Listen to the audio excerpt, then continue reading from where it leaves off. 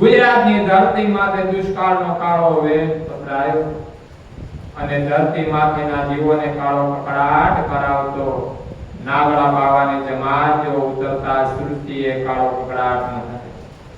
અને આવા સમયે શ્રીજી મહારાજે ગરડામાં ભીડો ઓછો કરવા ગામે ગામ સંત ભક્તોને વિચરણ કરવા મોકલ્યા.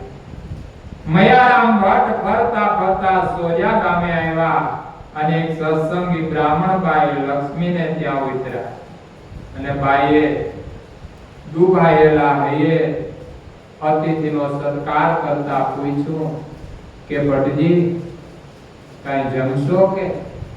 ભટ્ટજીએ તેની હાલત જોઈ એકના એક દીકરાને આધારે ગામમાંથી લોટ માંગી જીવન ચલાવતી બાઈનો ધણી થોડા સમય પહેલા ધામમાંથી 15 વીઘા જમીન ગામના શ્રદ્ધાળુ જજમાન ખેડી અને વરાદી વડોટાએ એટલા દાણા ભેગા કરીને આપે તેમજ ઘટતી ચીજ વસ્તુ પૂરી પાડે. બાઈએ ભટ્ટજીને અંતર ઠાલવી તેની જીવન કહાની બરાબર સંભળાવી અને સાંભળતા ભટ્ટજીનું હૈયું ભીનું ભીનું થઈ ગયું. ઊંડાણથી નિશ્વાસો નીકળી ગયો. તે હળવેકથી બોલ્યા કે ના બેન, રૂંડા ટાણે ગામના તળાવે પીગો, નાઈને ટીમણ કર્યું, સંધ્યા ઉતરી ગામમાં આવ્યો છું એટલે ભૂખ નથી લાગી.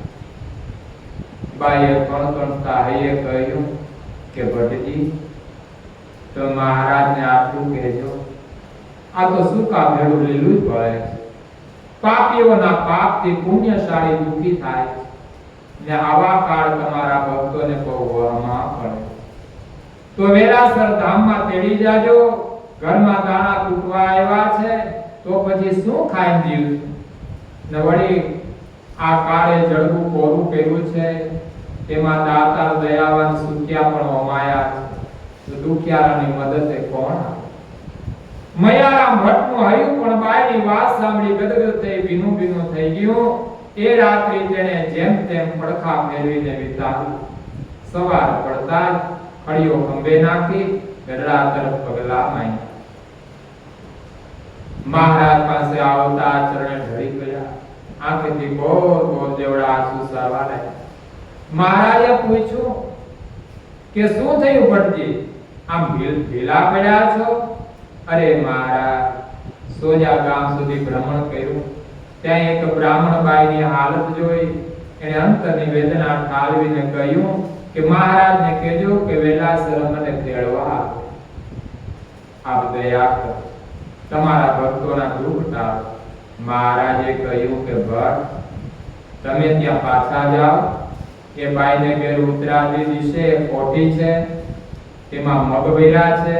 તેના સાણેથી મગ જોઈએ એટલા કાઢીને વ્યવહાર રાખજો. કોઠીનું ઢાંકણું છાંદલ છે, તેમનું તેમ રાખજો. એ મગ વેચી બાજરો, ઘઉં, ચોખા અને જે ચીજ વસ્તુ લઈ વર વિતાવી અને ભગવાન ભજે. મયારામ ભટ્ટો આવ્યા જ ખંભે ખડીઓ લઈ અને પાછા ચાલતા થયા. 3 દિવસમાં તે સોજા ગામે આવ્યા. લક્ષ્મીબાઈને કહ્યું કે લક્ષ્મીબાઈ, તમારા ઘરમાં એક જૂની કોઠી મગની ભરી પડી છે. તેનું ઢાંકણું ખોલ્યા વિના સાણેથી મગ કાઢી વેચીને જરૂર પડે તે વસ્તુ લઈને વર્ષ વિતાવજો, એમ મહારાજે કહ્યું છે. અને એ કોઠીના મગ ફૂટે ત્યારે તે તેડવા આવશે. અરે ભટજી, શું મારા ઘરની મને ખબર ના હોય? એ કોઠી તો ગોરધામમાં ગયા તે પેલાને ખાલી પડી છે. છતાંય લક્ષ્મીબાઈ એને આપણે જોઈએ તો ખરા. ભટજીએ કીધું, જોવામાં શું જાય, મહારાજ કહે છે તે કઈ ખોટું તો ન જ કહે ને, એમ ભટ્ટે કહ્યું. હા ભલે ભટજી, ચાલો, એમ કહી બંને ઘરમાં ગયા. કોઠીનું હાણું ખોલ્યું તો મગની ધારોળી થઈ. એ જોઈ બાઈના અંતરમાં ટાઢ વળી. અને મયારામ ભટ્ટને પણ આ પરચો જોઈને મહારાજમાંથી હેતની ગાંઠ બંધાણી. તે ત્યાંથી ફરી ગામડા ફરતા નીકળી ગયા. એ પછી તો બાઈ રોજ મગ કાઢે અને વેચે. એમાંથી ઘરમાં જોઈતી વસ્તુ લાવે, સાધુ સંત અભ્યાગતને જમાડે, લુગડા પણ લે. એમ કરતા વર આખું વિતાવ્યું. તોય 20 મણની કોઠીમાંથી મગ ફૂટતા જ નહીં. એમાંથી બાઈએ 30,000 ની મૂડી ભેગી કરી. આમ લક્ષ્મીબાઈ બ્રાહ્મણનો મહારાજે નિભાવ કર્યો અને ફરી પાછા મયારામ ભટ્ટ ગઢડા મહારાજ પાસે આવ્યા. પગે લાગ્યા ને બોલ્યા, તમે મહારાજ ખરેખર ભગવાન હો. આવી રીતે 69 કાળ કર્યો. ભયંકર કાળ હતો. ગુણાચાર્ય સ્વામીની વાતોમાં લખ્યું છે કે માણસને ભરખી જતો આવો કાળ કર્યો હતો. ત્યારે વંથલીમાં કલ્યાણજીભાઈને ત્યાં મહારાજ ગયા અને મહારાજે કીધું કે તમારી બાજરાની કોઠી ભરી છે અને સાંજી દેજો, નીચેથી હાણામાંથી બાજરો કાઢજો. અને ગામના પટેલિયાઓને ભેગા કર્યા. પટેલિયાને કીધું કે તમે ભગવાન ભજો, બાજરો અમે પૂરો પાડશું. તો ગામના બધા ભેગા થયા. એ કે ના મહારાજ, તમે તો રેતીમાંથી બાજરો બનાવો, અમારાથી ભગવાન ન મળે. આ જીવની અવળે. ત્યારે કલ્યાણજીભાઈ વંથલીના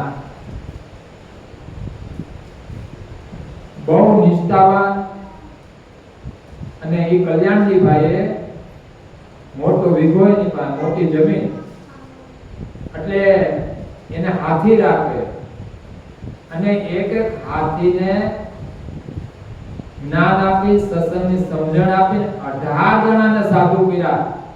જુનાગઢ મોકલી દીધા સાધુ કરવા. આવા કલ્યાણજીભાઈ હતા. અને બાજુમાં પાડોઈ કોઈ કુસંગી હોય, કોઈ હોય તો એને પણ સત્સંગ કરાવે. એટલે બાજુમાં ખેતર હોય, ખડ વાટવા ગયો હોય, એટલે કે ઉપર લાઈન વટવા લાગે. 2 જણા થઈને ખડ વાટે. હવે જે કલાકનું કામ હોય અડધી કલાકમાં થઈ જાય, બે જણા કામ કરે અડધી કલાકમાં થઈ જાય. એટલે કલાક બાપા કહે જો ભાઈ આ તું કલાકમાં ભારી પૂરી વાડી લે ને આપણે અડધી કલાકમાં વાડી તો અડધી કલાક મારી પાસે બે અને સત્સંગની વાતો સાંભળો. આવી રીતે બધે એને સત્સંગ કરાવેલો. જે 69 કાળ આપણા શાસ્ત્રમાં લખેલો છે, બહુ ભયંકર દુષ્કાળ હતો. શ્રીવતમ સિદ્ધરમ સર્વદેવેશ્વરમ ભક્તિધર્માત્મજમ વાસુદેવાય માધવમ કેશવમ કામદાય કારણમ સ્વામિનારાયણ નીલકંઠે ભજમ સહજાન